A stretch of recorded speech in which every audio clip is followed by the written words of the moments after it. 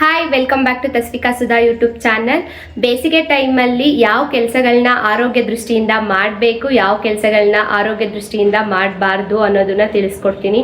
ಯಾಕಂದ್ರೆ ಹೋದ ವರ್ಷಕ್ಕಿಂತ ಈ ವರ್ಷ ಬಿಸಿಲು ಜಾಸ್ತಿನೇ ಇದೆ. ಸೊ ಈ ಬಿಸಿಲು ಟೈಮಲ್ಲಿ ಯಾವ ಕೆಲಸಗಳನ್ನ ಮಾಡಬಾರ್ದು ಅಂತ ತಿಳಿಸ್ಕೊಡ್ತೀನಿ.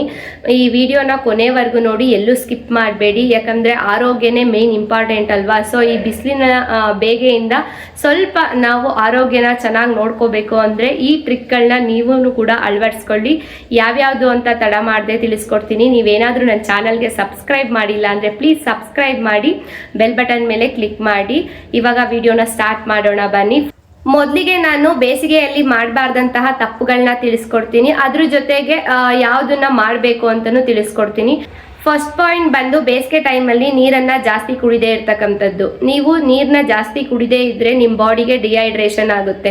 ಸೊ ಆದಷ್ಟು ನಿಮ್ಗೆ ಎಷ್ಟಾಗುತ್ತೆ ಅಷ್ಟು ಒಂದು 3 to 4 ಲೀಟರ್ಸ್ ಡೈಲಿ ವಾಟರ್ನ ಇಂಟೇಕ್ ಮಾಡಿ.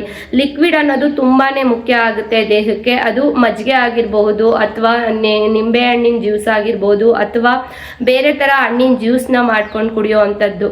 ಒಟ್ಟು ಲಿಕ್ವಿಡ್ ಅನ್ನೋದನ್ನ ಜಾಸ್ತಿ ತಗೊಬೇಕು ಈ ಟೈಮಲ್ಲಿ. ನೀವು ಬೇಸಿಗೆಯಲ್ಲಿ ನೀರನ್ನ ಜಾಸ್ತಿ ಕುಡಿಯೋದ್ರಿಂದ ನಿಮ್ಮ ಆರೋಗ್ಯನ ಚೆನ್ನಾಗಿ ಕಾಪಾಡ್ಕೋಬಹುದು. ನೆಕ್ಸ್ಟ್ ಸೆಕೆಂಡ್ ಪಾಯಿಂಟ್ ಬಂದು ಏನು ಅಂದ್ರೆ, ಖಾಲಿ ಹೊಟ್ಟೆನಲ್ಲಿ ನೀವು ಹೊರಗಡೆ ಹೋಗುವಂತದ್ದು. ಈ ಬೇಸಿಗೆ ಟೈಮ್ ಅಲ್ಲಿ ಖಾಲಿ ಹೊಟ್ಟೆನಲ್ಲಿ ಹೊರಗಡೆ ಹೋದ್ರೆ ನಿಮ್ಗೆ ತಲೆ ಸುತ್ತು ಬರ್ಬೋದು, ಅಥವಾ ದೌರ್ಬಲ್ಯನೂ ಕೂಡ ಆಗ್ಬೋದು, ಅಂದ್ರೆ ವೀಕ್ನೆಸ್. ಸೊ ನೀವೇನಾದ್ರೂ ಮನೆಯಿಂದ ಹೊರಗಡೆ ಹೋಗ್ತಿದ್ದೀರಾ ಅಂದ್ರೆ ಆದಷ್ಟು ಲೈಟ್ ಫುಡ್ ನ ತಿನ್ಕೊಂಡು ಹೋಗಿ. ಇದರಿಂದ ನಿಮ್ಗೆ ವೀಕ್ನೆಸ್ ಅನ್ನೋದಾಗಲ್ಲ, ತಲೆ ಸುತ್ತು ಬರಲ್ಲ. ಹಾಗಂತ ಹೆವಿ ಫುಡ್ ನು ಕೂಡ ಈ ಸಮ್ಮರ್ ಅಲ್ಲಿ ತಗೊಬಾರ್ದು. ಆದಷ್ಟು ಲೈಟ್ ಆಗಿ ಇರುವಂತಹ ಫುಡ್ ನ ತಗೊಬೇಕು.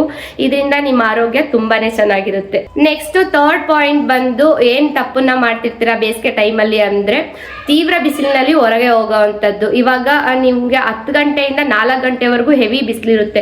ಸೊ ಆ ಟೈಮಲ್ಲಿ ಅವಾಯ್ಡ್ ಮಾಡಿ. ನಿಮ್ಮ ಕೆಲಸಗಳನ್ನ 10 ಗಂಟೆ ಒಳಗಡೆನೆ ಮುಗಿಸ್ಕೊಳ್ಳಿ, ಇಲ್ಲ ಸಂಜೆ 4 ಗಂಟೆ ಮೇಲೆ ನಿಮ್ಮ ಕೆಲಸಗಳನ್ನ ಮುಗಿಸ್ಕೊಳ್ಳಿ.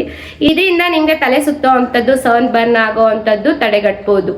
ನೆಕ್ಸ್ಟ್ ಫೋರ್ತ್ ಪಾಯಿಂಟ್ ಬಂದು, ಹೆಚ್ಚಾಗಿ ಜಂಕ್ ಫುಡ್ ನ ತಿನ್ನೋ ಅಂಥದ್ದು. ಈ ಬೇಸಿಗೆ ಟೈಮಲ್ಲಿ ಜಂಕ್ ಫುಡ್ ನ ತಿನ್ನೋದ್ರಿಂದ ನಿಮ್ಮ ಆರೋಗ್ಯ ಹಾಳಾಗುತ್ತೆ. ಸೊ ಬಾಡಿ ಕೂಡ ಹೀಟ್ ಆಗುತ್ತೆ. ಸೊ ಯಾವಾಗ್ಲೂ ಅಷ್ಟೇ ಜಂಕ್ ಫುಡ್ ನ ಕಡಿಮೆ ತಿನ್ನೋದನ್ನ ಅಭ್ಯಾಸ ಮಾಡ್ಕೊಳ್ಳಿ ಈ ಬೇಸಿಗೆ ಟೈಮಲ್ಲಿ.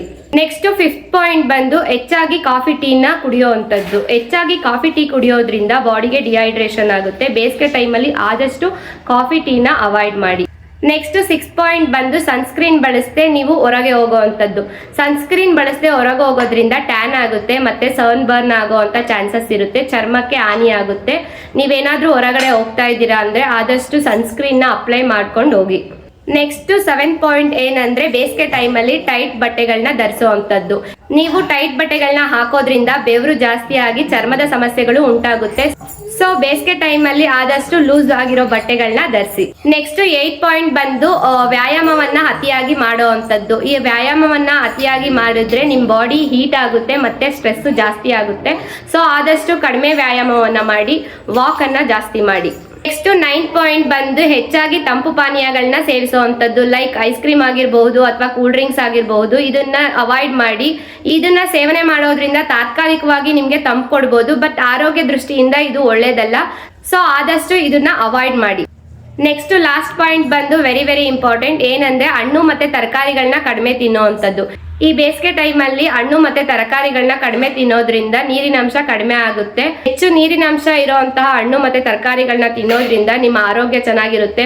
ನಾನು ಹೇಳಿರ್ತಕ್ಕಂಥ 10 ಪಾಯಿಂಟ್ಸ್ ಗಳನ್ನ ನೀವು ಅಳವಡಿಸ್ಕೊಳ್ಳಿ. ನಿಮ್ಮ ಆರೋಗ್ಯ ನಿಮ್ಮ ಕೈಯಲ್ಲಿರುತ್ತೆ. ಸೊ ಆರೋಗ್ಯನ ಚೆನ್ನಾಗಿ ಇಟ್ಕೊಳ್ಳಿ. Thanks for watching.